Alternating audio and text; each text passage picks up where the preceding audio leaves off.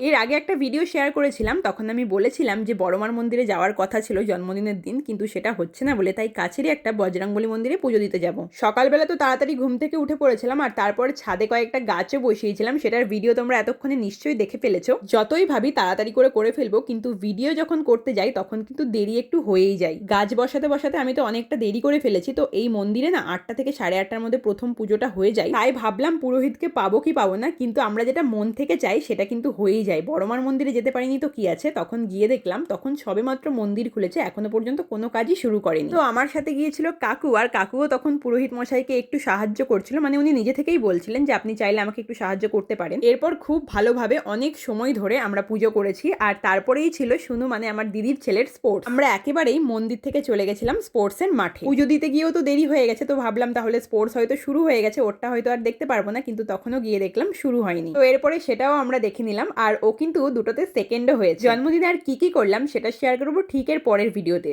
আজকের জন্য এটুকুন, দেখা হচ্ছে পরের শর্টসে। বাই।